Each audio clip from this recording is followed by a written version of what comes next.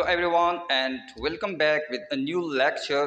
Friends, इससे पहले lecture में हमने पढ़ा था कि वर्ड से हम सेंटेंसेस किस तरह बना सकते हैं। फिर हमने कुछ उर्दू के जुमले इंग्लिश में ट्रांसलेट किए कि एक उर्दू का जुमला है वो हम इंग्लिश में किस तरह ट्रांसलेट करेंगे। आज के लेक्चर में हम सीखेंगे कि वही सेंटेंसेस हम नेगेटिव में किस तरह लिखेंगे और फिर वो इंट्रोगेटिव में या सवालिया में हम किस तरह लिखेंगे। जैसे हमने लिखा था कि मैं सेब पसंद करता हूं। अब ये सिंपल सेंटेंस है। अगर इसके लिए हमने स्ट्रक्चर कौन सा लिखा था, सब्जेक्ट, वर्ब और ऑब्जेक्ट।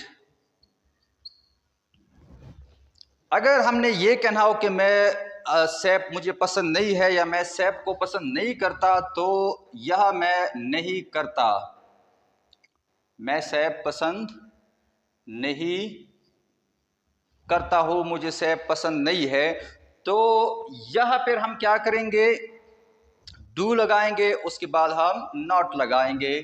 तो डू नॉट इंग्लिश में किस तरह होगा, उसमें है मैं के लिए वर्ड होगा आई, ये सब्जेक्ट हो गया। उसके बाद क्या है, डू नॉट, तो आई डू नॉट। वर्ब क्या है, लाइक लिखा था हमने, तो आई डू नॉट लाइक। क्या नहीं पसंद करता, एप्पल, तो यह क्या है, हम एप्पल लगाएंगे। ये हो गया हमारा नेगेटिव सेंटेंस। अब एक और देख लेते हैं। मैं कह सकता हूं कि वो स्कूल नहीं जाते है, लिख लो, वो स्कूल नहीं जाते हैं। पॉजिटिव में हमने ये लिखा कि वो स्कूल जाते हैं, दे गो टू स्कूल। लेकिन हम नफी में किस तरह कहेंगे, यही इस तरह का होगा। वो, यहाँ लफ्ज वो आया है जो सब्जेक्ट है, लेकिन यहाँ आपने नोट करना है जाते, तो ये प्लूरल होगा। तो प्लूरल के लिए हम यहाँ लगाएंगे दे डोंट या डू नॉट। जाना कौन सा काम करता है, जाने के लिए या जाते, तो इसके लिए वर्ब होगा go. They do not go, subject, do not, फिर वर्ब भी हमने लगा दिया। अब क्या है, ऑब्जेक्ट, तो ऑब्जेक्ट क्या है, school, they do not go to school. ये क्या है, नेगेटिव स्ट्रक्चर है। यहां हम क्या करते हैं, ये जुमले पॉजिटिव की जो है वो हम नेगेटिव में कन्वर्ट करते हैं। एक और लिख देते हैं,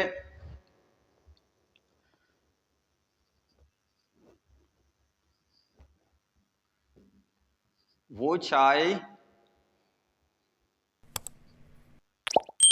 पीती है,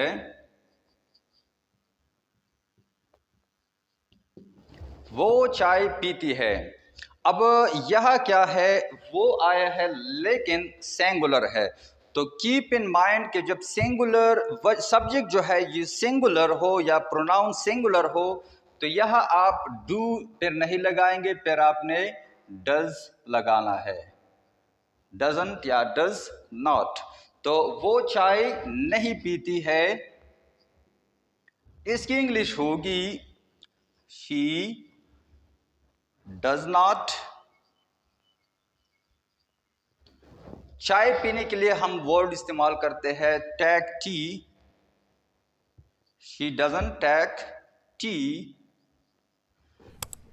तो होप दैट कि ये नेगेटिव की जो स्ट्रक्चर है, जो जिस तरह हम नेगेटिव में एक पॉजिटिव सेंटेंस को चेंज कर लेते हैं, ये तो आप जान गए होंगे। इसी तरह मैंने इससे पहले लेक्चर में कुछ वर्ड्स दिए थे, बेसिक वोकैबुलरी, तो यही स्ट्रक्चर अप्लाई करके आप उस पर प्रैक्टिस कर सकते हैं। तो आप 1000 स्टेटमेंट अपनी तरफ से बना सकते हैं।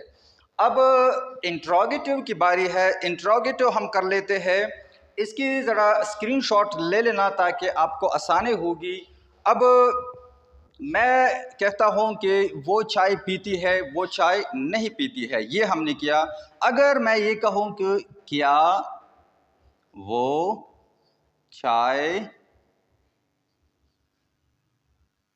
पीती है, सवाल हमने पूछा, तो सवाल जब हम पूछेंगे तो यह हम क्या करेंगे, बाकी स्ट्रक्चर तो उसी तरह होगा, लेकिन ये वर्ड डू या डज पहले आ जाएंगे, उसके बाद नॉट आएगा। सॉरी, नॉट नहीं लगाएंगे, सब्जेक्ट आएगा, वर्ब और ऑब्जेक्ट। ट्रांसलेशन करते हैं, क्या वो चाय पीती है, वो चाय नहीं पीती है, क्या वो चाय पीती है। तो हम लगाएंगे, यह शी है, डज था, तो यह हम क्या लगाएंगे, does she take tea. Does she take tea, क्या वो चाय पीती है। ये कर लेते हैं, वो स्कूल नहीं जाते हैं, क्या वो स्कूल जाते हैं, नहीं को हटा दो, यहाँ क्या लगा दो और सवालिया निशान लगा दो, तो आपका ये बन जाएगा सवालिया फिक्रा। तो क्या वो स्कूल जाते हैं, सवालिया है, जाते हैं, यहाँ क्या है, हमने दे लगाया था, तो यही सेंटेंस हम क्या कर लेंगे, सवालिया या इंट्रोगेटिव में कन्वर्ट करने वाले हैं। तो डू दे गो टू